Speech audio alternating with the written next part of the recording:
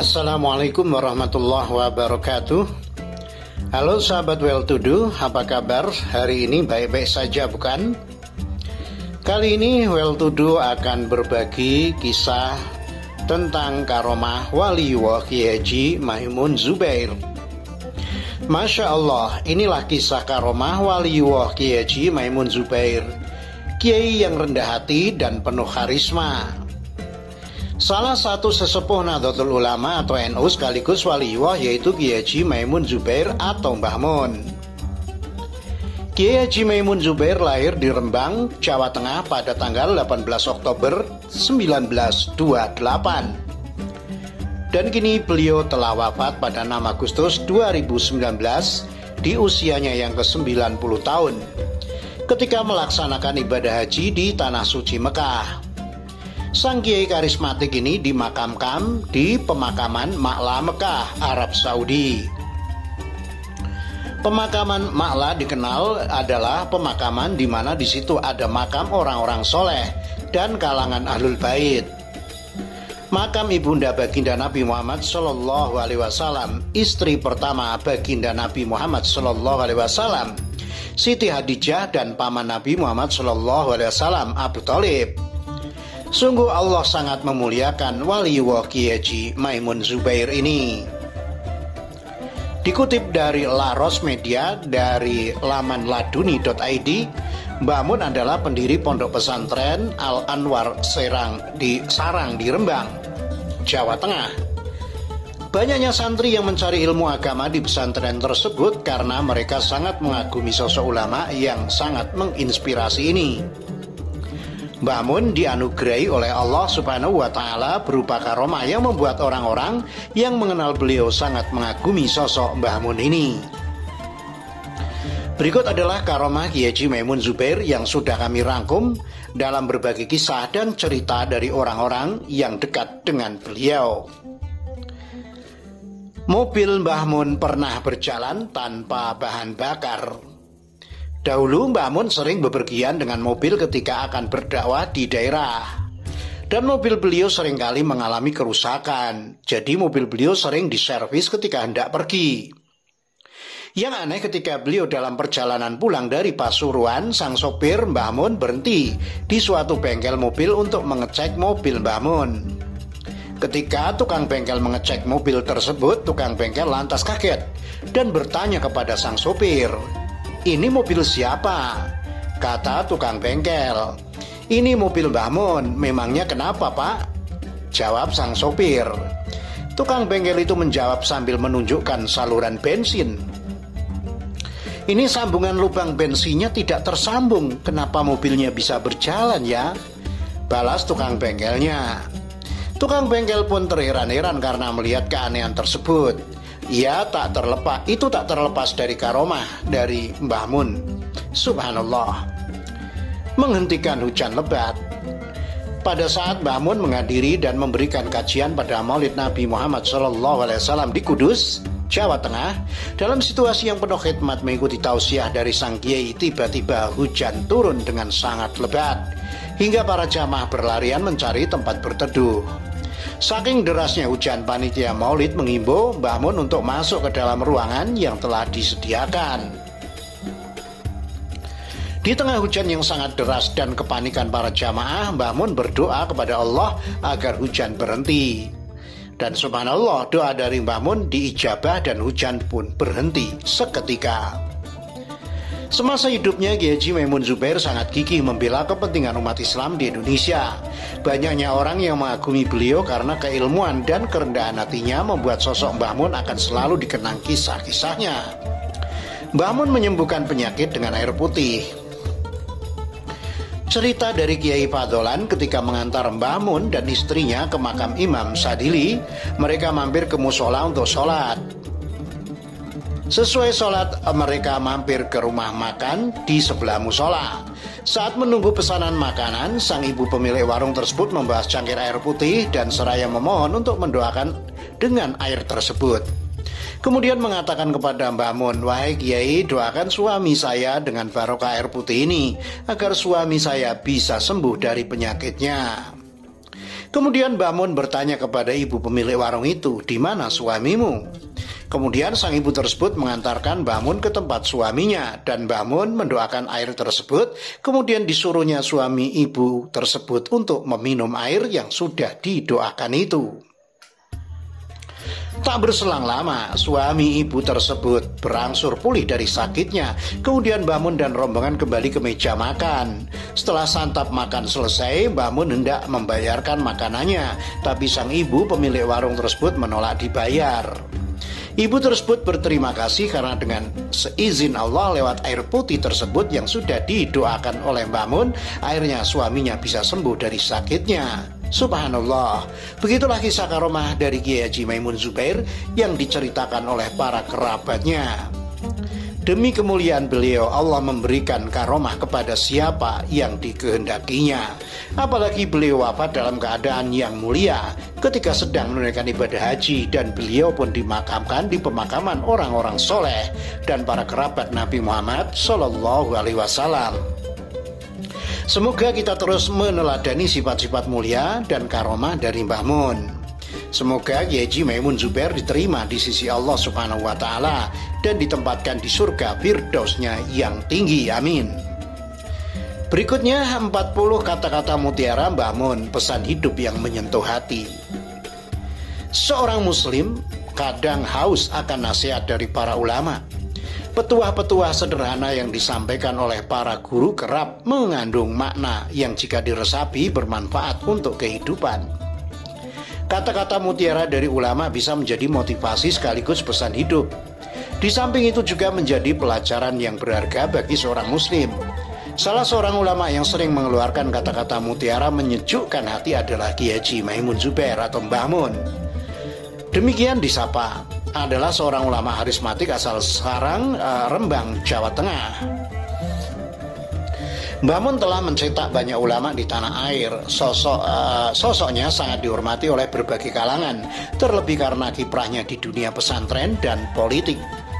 Semasa hidupnya, Guru Gus Bah ini sering menyampaikan nasihat-nasihat kebaikan, baik ditujukan kepada muridnya atau umat Islam pada umumnya. Kata-kata dari Mbah Mun adalah mutiara hikmah yang sangat menyentuh hati. Mengutip sekolahakhirat.com, berikut adalah kata-kata Mbah Mun yang dapat menjadi inspirasi sekaligus pesan hidup seorang muslim setelah Al-Quran dan hadis. Semoga kata-kata ini dapat menjadi energi positif untuk memperbaiki hidup lebih baik. Kata-kata mutiara Mbah Mun. 1. Jika engkau bukanlah orang yang menguasai ilmu agama, maka ajarkanlah alif ba ta kepada anak-anakmu. Setidaknya itu menjadi amal jariah untukmu yang tak terputus pahalanya meskipun kau berada di alam kubur. 2. Jangan mudah berburuk sangka agar tidak gelap hati dan tidak sengsara. 3. Jangan mikir kelak jadi apa, yang penting belajar giat. 4. Janganlah sedih atas suatu musibah. Kamu tidak mengetahui apa yang akan Allah berikan kepadamu sebagai gantinya. 5. Jika kau tak bisa berbuat baik sama sekali, maka tahanlah tangan dan lisanmu dari menyakiti. Setidaknya itu menjadi sedekah untuk dirimu. 6. Termasuk yang bagus yaitu orang yang tidak bisa mengaji tetapi suka berkumpul dengan orang yang bisa mengaji. 7. Kamu kalau jadi guru, dosen, atau jadi kiai, kamu harus tetap punya usaha sampingan agar hati kamu tidak selalu mengharap pemberian ataupun bayaran orang lain.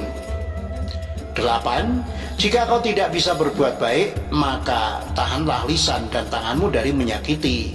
Setidaknya itu menjadi sedekah untukmu. 9. Salah satu faedah berhubungan dengan masyarakat adalah adanya uji coba terhadap diri pribadi.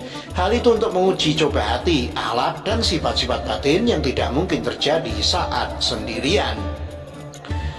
10. Jika kemarin kamu berbuat kesalahan, maka hari ini hapuslah dengan berbuat kebaikan. 11. Kamu kalau ngaji jangan berniat menjadi kiai, tetapi niatkan menjalankan perintah Allah Subhanahu wa Ta'ala dan menjauhi larangan Allah Subhanahu wa Ta'ala. 12. Kalau rumah kok dibuat ngaji, insya Allah keturunan itu senang ngaji. Peganglah ucapanku ini, saya pernah dinasihati Bapak demikian. 13. Orang di dunia ada yang senang dan ada yang susah. Semua itu supaya mendekatkan diri kepada Allah, tetapi ketika di akhirat susah terus, yaitu ketika di neraka. Senang terus, yaitu ketika di surga. 14. Sebaik-baiknya perhiasan adalah istri yang solehah. Sebaik-baik harta adalah anak soleh dan solehah pula. Inilah kenikmatan akhirat yang kelak akan dialami keluarga mukmin. 15. Hidup itu bisa dikatakan tentram bila punya uang, tidak merasa gembira, dan bila tidak punya uang, tidak merasa susah. 16. Ilmu itu nomor 2, dan nomor satunya ialah amal. Namun ilmu didahulukan daripada amal, karena ilmu tetap diterima Allah meski tidak diamalkan. 17. Orang yang perutnya selalu kenyang akan sulit menjadi orang alim. 18. Perlu kita memahami dan menegaskan bahwa saya ini Indonesia, entah asalnya dari Arab, entah dari Cina, entah dari India atau yang lainnya. Inilah yang disebut satu nusa, satu bangsa. 19. Wahai pemilik bulan yang agung, bulan Agustus, bulan yang diagungkan oleh kami dan olehmu, di mana kau utus Nabi Muhammad SAW sebagai Rasul di bulan Agustus, sebagaimana kau anugerahi kemerdekaan kami. 20. Jangan pernah meremehkan kebaikan. Bisa jadi seseorang masuk surga bukan karena puasa sunnahnya, bukan karena panjang sholatnya malamnya, tapi bisa jadi karena akhlak baiknya dan sabarnya ia ketika musibah datang melanda. 21. Biar bagaimanapun perbedaannya, manusia tetap bisa disatukan walaupun agamanya berlainan. 22. Sholat mengajarkan persatuan dan kesatuan. Meskipun berbeda bangsa, bahasa, dan negara, namun dalam sholat tetap menggunakan satu bahasa yang sama dan menyembah zat yang sama. 23. Ya Allah, kebinekaan dan keberagaman yang kau titahkan pada kami adalah benar, sesuai irodahmu agar kami saling mengenal. 24. Kekalahan seorang santri ialah ketika ia mulai kehilangan rutinitas wiridnya. 25. Dunia ini tidak akan kiamat selama masih ada orang ngaji. 26. Kalau mau berbicara, janganlah di saat kamu marah. 27. Bangsa Indonesia ini perlu mempunyai wawasan kebangsaan disertai pengetahuan tentang pergerakan para pendahulu, seperti gerakan Budi Utomo. Karena orang yang tidak menghargai gurunya atau pendahulunya, maka Allah akan memberikan cobaan kepadanya dengan kesengsaraan. 28. Barang siapa ingin bertahan mengajarkan ilmu agama di masa sekarang, maka dia harus memiliki pemahaman dan pengetahuan yang belum ada pada zaman dahulu. 29. Perbedaan tak perlu dibesar-besarkan sehingga kita bisa hidup rukun. Yang penting kita umat Islam itu hablum minallah harus dikuatkan dan hablum minannas harus dijaga dengan baik. 30. Islam tak akan roboh karena menghormati agama lain. 31. Termasuk tanda kiamat itu ketika orang sudah tak mau bertani karena untungnya sedikit. 32. Orang Yahudi dulu mau mengajar kalau dikasih uang, tetapi kebanyakan kiai sekarang mondar-mandir sambil rokokan tidak mau mengajar kalau tidak dikasih uang. 33. Bagusnya dunia itu ketika pisah antara bagus dan jelek. Sebaliknya, jeleknya dunia itu ketika campur antara bagus dan jelek. 34. Bagus-bagusnya orang itu ialah orang yang bertakwa, yaitu tidak mau melakukan dosa, baik dosa kecil maupun besar semuanya ditinggal. 35. Dunia itu menjadi contoh atau cermin di akhirat. 36. Semua barang itu akan hilang. Orang makan daging juga akan hilang dagingnya, tetapi ada yang tidak hilang, yaitu ruh. Ini pemberian langsung dari Allah tanpa proses. 37.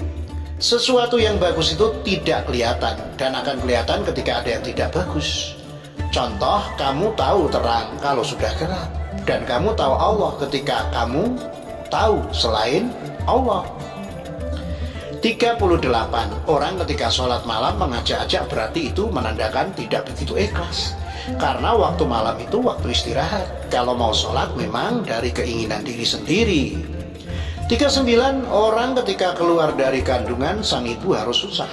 Sedangkan keluar dari dunia yaitu meninggal harus senang. Ini alamatnya orang akan senang. 40. Manusia baik itu tidak berubah sikapnya dikala senang dan susah.